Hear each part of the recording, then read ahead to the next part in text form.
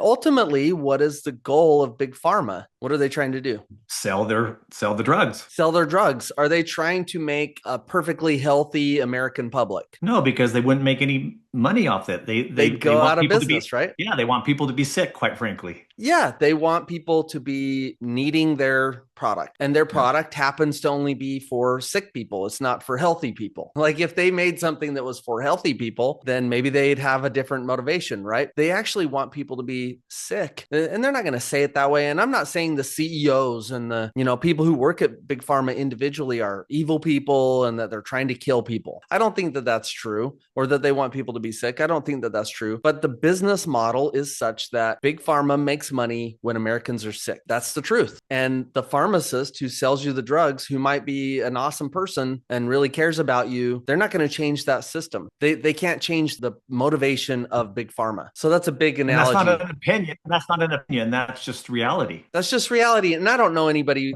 that would argue that fact. They may say, yeah, Big Pharma's out there to try and give you medications to help you overcome cancer or to cure your headache or your whatever, right? And I think that that's true, but ultimately, if everybody was healthy, nobody would need medication. And so that's not the goal. So how does that apply to traditional planning? There are obviously financial institutions out there, large financial institutions. We may talk about the central banking system, or we may talk about brokerage firms on Wall Street that manage trillions of dollars or multi-billions of dollars, or life insurance companies or banks that have millions and trillions of dollars combined. Some of these financial institutions have GDP that's bigger than like most of the countries in the world. So what's the intent of the financial industry? Are they in the back room trying to figure out how to make individual people in America financially free? Is that their goal? Is that what they're kind of conspiring to do to help us? Or is it more likely that they're in the back room trying to figure out how to get more of my money and hold on to it longer? Which one do you believe is actually the case? And do the results that exist support what you believe?